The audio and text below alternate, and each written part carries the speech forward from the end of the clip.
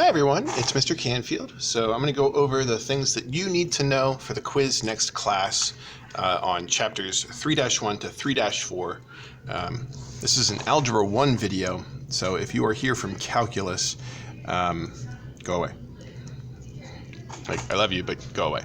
Alright, so anyway, now that they're gone, hey, so we're going to do some questions. They're blown up on my page so that you can see them a little bit better, but then after we go through these questions, I have some extra practice for you, and yeah, hope it helps. So let's just jump into it. Oh man, like a real YouTuber. Okay, so first question, it says, which relation is not a function? So if you remember from class, relations were basically any group of points, and functions were that special group where x wasn't allowed to repeat itself. You know, it was okay for a lot of y's to be going to, a lot of x's to go to different y's, or the same y. Like in this one, it's okay for -4 to go to 6, and then 0 also to go to 6, and then 7 also to go to 6, and then 4 also to go to 6, and then -7 also to go to 6. As long as all these x's are different, we're good. Why did he skip a? Shh. I don't know. All right, then C. Let's look at C. So C, we got 4, then 8, then 12, then 16, then 20. All those x's are different, so we're totally fine. Let's look here. 1, and then, hey, I see 3 and 3. Yeah, but this is a y, and this is an x. So that's totally fine. It's just, we look at our x's, and we look for any repeats.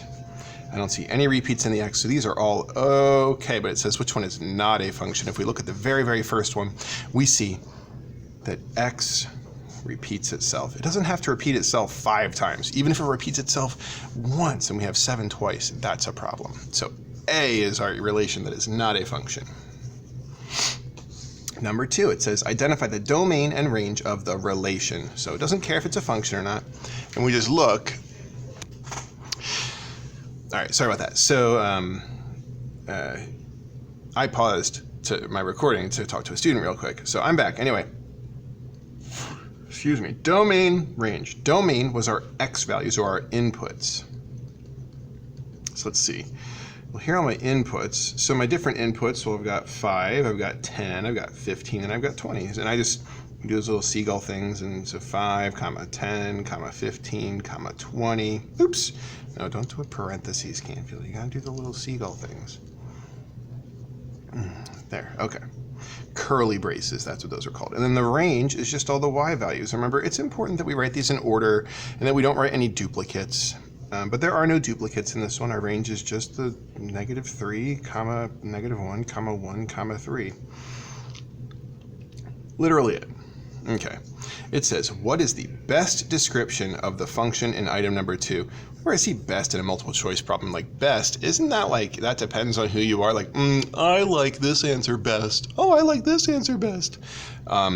Yeah, they would say, no, this is an objective question. Objective meaning that there's no opinion, it's not subjective. But anyway, it says a function that is 1 to 1, a function that is many to 1, a function that is 1 to many, and a relation that is not a function. Okay, so 1 to 1 means that each x, each dot, goes to only one y. There's never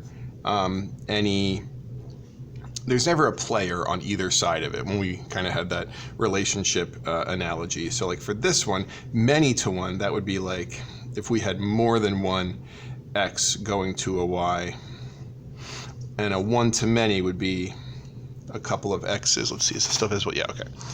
A couple of x's, no, one x going to multiple y's. So, and it turns out a function that is 1 to many, that's not even possible. That's not called a function anymore.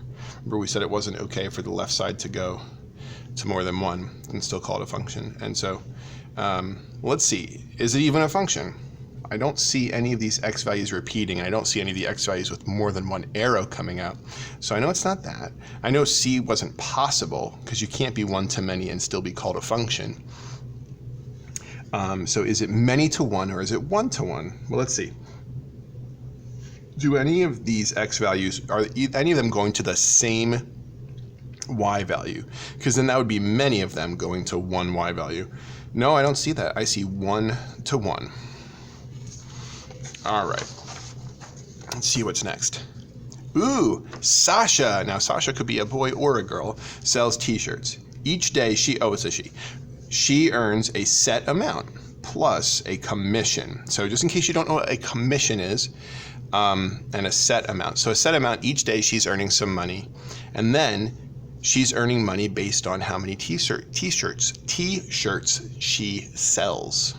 Whew, that's tough for me to say. So like maybe if she doesn't sell any t-shirts, she still gets paid. But then if she sells 10, then maybe she's getting a few bucks per shirt and she's getting some money extra on top of that amount that she was going to get paid anyway. So write a linear function f to determine Sasha's pay. Well, let's see. This is kind of like those patterns we were doing where we can say, okay, how much? Let's see, 68 to 71. Let's see, 71 minus 68 is 3. So I know that I have to add 3 here. Let's see what I have to add to get from 71 to 74. 74 minus 71 is plus 3 again. Oh, look, yeah, it's plus 3 each time. So that tells me f of x, secretly, this is just y. Y equals 3x. Because we call this our common difference, right? Well, a common difference is going to be our slope. They're the same thing.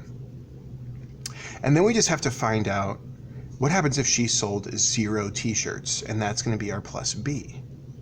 Let's see. So go back in time, get to 0. Go back in time here. What do we get to? What number would be before 68 where plus 3 gets to 68? And that's going to be $65. And if you're like, wow, $65, that's so much money. It is until you have to pay rent. And then 65 is like nothing. So, no, $65 a day. That's not bad. That's all right. You can survive on that. You can survive pretty well. All right, anyway. Number 5. Which is a reasonable domain for the function in item 4. So a reasonable domain for this. And domain is our inputs, right? Number of t-shirts. Well, we have to sell at least 0 t-shirts. We can't sell negative t-shirts. So we can't say it's all real numbers. That's not okay. But we also can't say, well, she's going to sell between 68 and 80. This is fancy notation just to say the numbers between these two things. So can she sell 0 or 68 to 80 shirts? Is 68 like the minimum shirts she can sell and is 80 the max? No, that's not true. So now, which of these is reasonable? Is it reasonable to say that she sells from 0 and only sells up to 3 t-shirts each day? Or is it more reasonable for her to sell 0 up to 50 t-shirts each day? Now, I do think either of these is an acceptable answer. I think B is supposed to be the answer. But I could see you arguing, well, what if she works at a really, ritzy place and the t-shirts are made out of diamonds and so, selling 3 in a day is amazing. Like, okay, sure, I could see that. But I think B is supposed to be the answer, the idea that, oh yeah, well, if you're at a store, you're probably going to sell like 50 of them a day. But anyway, in item 4, assume Sasha sells 24 t-shirts. Why does her name have to start with an S? Sasha sells t-shirts down by the t-shirt store. All right. Sasha sells 24 t-shirts in one day. How much would she earn that day? Well, let's see. We know that f of x is equal to 3x plus 65. We found that earlier, right? Remember, and you could say y is equal to 3x plus 65. It doesn't matter. But it says she sells 24 in one day. So that means that we plug in 24 where x is. We can say 3 parentheses 24 plus 65. And if you think for a second that I can do that in my head, well, that's cool. I can't. And I don't have my calculator with me right now, so I'm going to have to just hop off real quick, do 24 times 3. Let's see, that's 12, carry the 1, 6, 7, so 72. 72 plus 65. And that, I'm also going to I'm just going to add it together. I did times there. I'm going to do add here. 7, and then 6 plus 7 is 13. So I got $137. So, $137 in one day. All right. Thinking more about it, that's 65. I don't think that's enough because 137, that's not the most amount of money. Anyway, yeah, so this was secretly just saying, hey, plug in 24 for X. And the way we could know it was supposed to be X is it says 24 and it says t-shirts. And then up here, t-shirts was first, total pay was there. So the first one is going to be our X and that's going to be our Y. So that's the way we can think about it. I just want to remind you, these X's and Y's and stuff like that. F of X you can replace with Y, just like I did down here. It means the same thing, it just looks a little bit different. Which leads us right into, given f of x, how would you write g of x, which is just f of x shifted up 15 units? Oh, if I want to shift f of x up 15 units, I would say g of x is just f of x plus 15, right? Remember our up and down shift, all we had to do was add or subtract the amount that we're shifting. So then if we were to look at the next one, it says, given f of x, how would you write g of x, which is just f of x shifted down 2 units? Well, all I would do is I'd say, well, g of x is the same as f of x shifted down 2 units. Well, down is minus, so there we go. That's really all we have to do for those kinds of questions. Ooh, and now we get into sequences. It says, which of the following, there we go. Which of the following is an arithmetic sequence? We have 1, 3, 6, 10, 15. Well, let's just count the differences.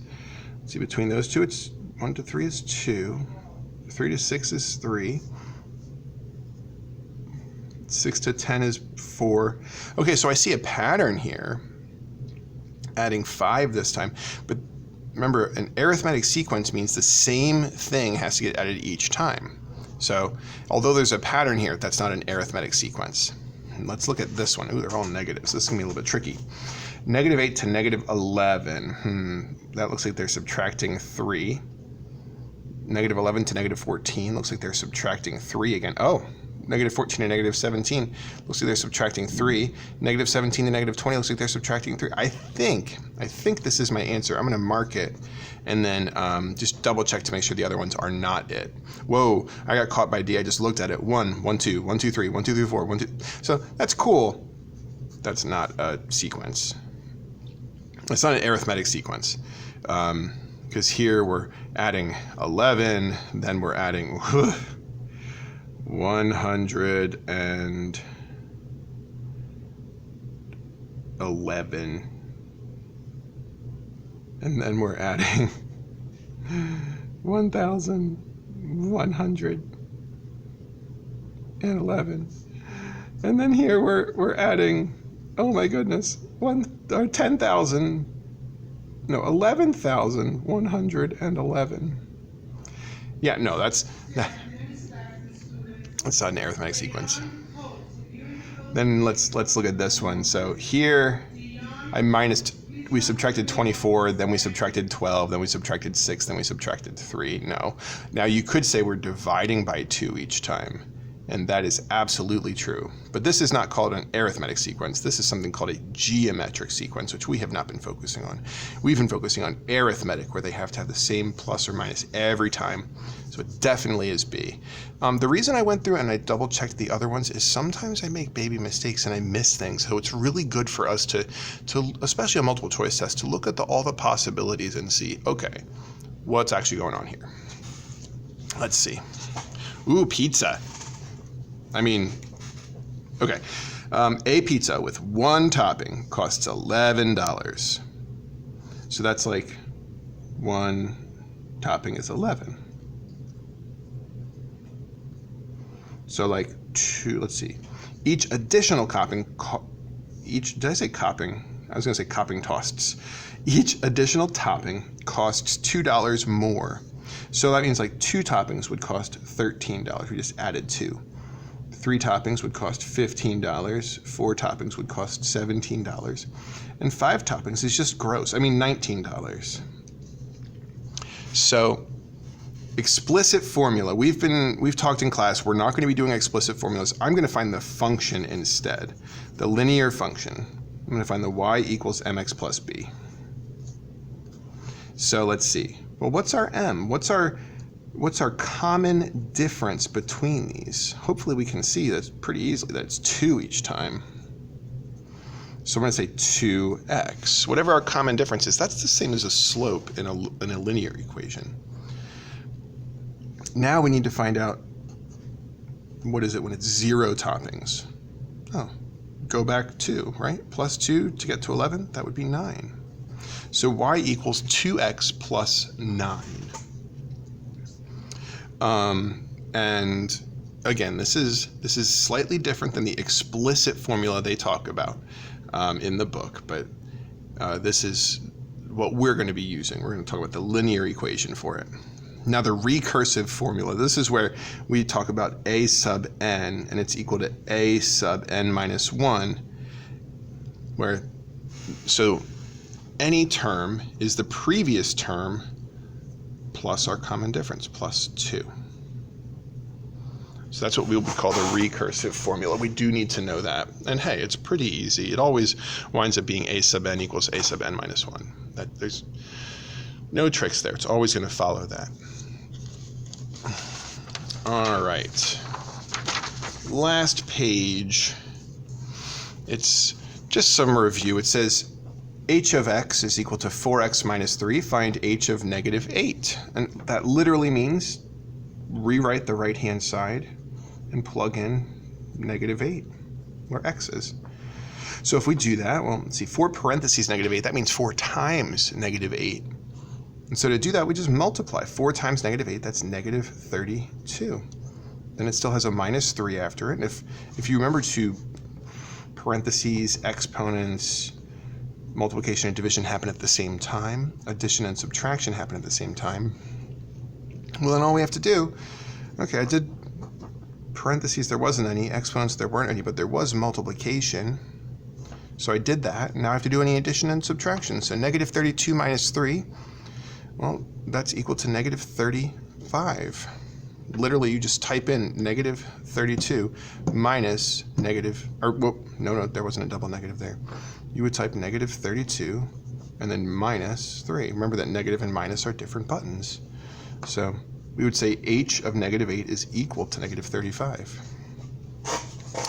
Let's look at this one underneath it. It says find w of 0. So w of 0, you would just go in here, plug in 0 for, now this time it's talking about t as our letter. That's okay, it still works the same way. Anywhere we see that letter, we write a 0 instead. So 0 minus 3. And if we do the order of operations on that, we get negative 3. Let's see on this one. Ooh, this one looks nasty. Okay, it says p of 3. So it says p of t is equal to negative 3t squared minus t. Find p of 3. Literally, go in. Anywhere we see a t, we write a 3. We're just plugging it in. And, okay, I'm going to do this by hand, but then I'm going to talk through a simple way you can do this in your calculator. So let's see, the negative 3 chills. We do exponents first, so 3 squared is 9. So now we're going to do negative 3 times 9 minus 3. Negative 3 times 9, I'm doing multiplication and division now. I get negative 27 minus 3. Combine like terms, I get negative 30. So let's say that that's not working for you, and you're like, whoa, these things aren't working for me. Well, like, let's say I want to type that in. I can type 4 parentheses, negative 8 parentheses, minus 3. Literally push the enter button. It will do the entire combining like terms and order of operations for you. Same thing here. Negative 3 parentheses squared minus 3. Type all that in. Press enter. Boom. It does it for you. There's no excuse not to get these right after we've set them up, because our calculator will do it for us.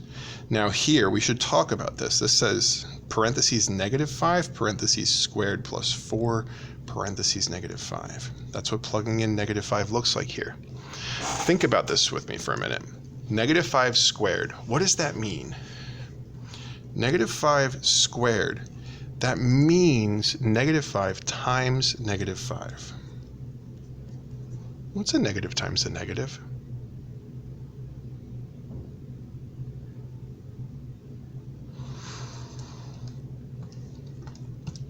A negative times a negative is a positive. If we don't use parentheses here and we just write negative 5 squared, look at what your calculator does. Guys, your calculator's not wrong. You told it the wrong thing to do. What it does here is it goes, oh, you want me to take, it does PEMDAS. It goes, oh, you want me to do exponents. Okay, I'll do 5 squared. Oh, you want me to multiply it by a negative 1. Okay, I'll do that. And you're like, no, calculator, I wanted you to take negative 5, parentheses, negative 5, and then square that. And the calculator's, oh, why didn't you say so? So if you don't put that negative in parentheses there before you square it, outside of the parentheses like that, it will do it wrong because it's doing a different problem. But anyway, we get 25 plus, no we don't, we get minus because a positive times a negative. We get minus 20. So 25 minus 20, we get 5. And I'll just prove it with the calculator. Parentheses negative 5, parentheses squared, plus 4, parentheses negative 5. Boom. They got 5 as well. So the only other thing that I'd want to call out and kind of point out to you guys, I'm going to draw. That's right. I'm going to draw some extra stuff on my paper. I'm going to draw this squiggle. I'm going to draw this squiggle. I'm going to draw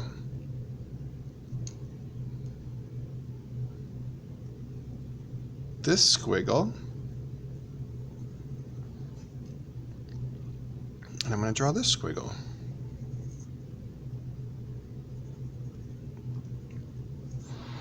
So I drew 4 relations here. 2 of them are just kind of normal looking graphs, then I have 2 kind of silly ones. But they all still follow this concept of, are they a function, are they not a function? And I want to remind you, all you got to do, vertical line, vertical line, vertical line, vertical line, vertical line, vertical line, vertical line, vertical line, blah, blah, blah. The vertical line test. So yes, function.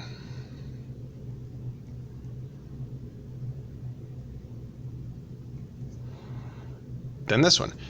Oh, I hit him in the eye, sorry. Vertical line, vertical line, vertical line, vertical line, vertical line, vertical line, vertical line. Hit him in the eye again. It's okay that we miss. Remember, the idea of the vertical line test is it's never allowed to hit more than once. So, yes, it's a function. The emphasis in function is on the fun, not on the ction. All right, let's see. So down here, vertical line, vertical line, vertical line, vertical line. This is fine. This is fine. I can do this all day. This is fine. It's a function. It's a function. It's a function. Hooray, hooray, hooray. No! Remember, when it hits here, when it hits more than once, no, not a function. Similarly, vertical line, vertical line, vertical line, vertical line. All these are fine except when it hits more than once, no. So the way that we actually write this is we say not a function. We say not fun. I mean, not a function. Cool. So that's what we've been doing for the past couple of weeks. We've gone through a lot of different things.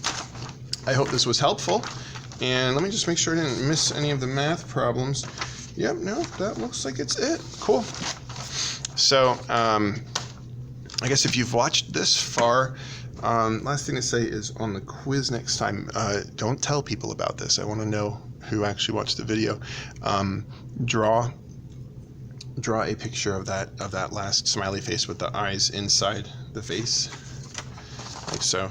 Or wait, no, not that one. Draw this one. That one's really fun. So draw a little happy face in the middle. So like, you know, draw a little happy face in the middle, but then have his eyes kind of off to the side because he looks silly. And hey, you can even put a little nose on him if you want, or don't.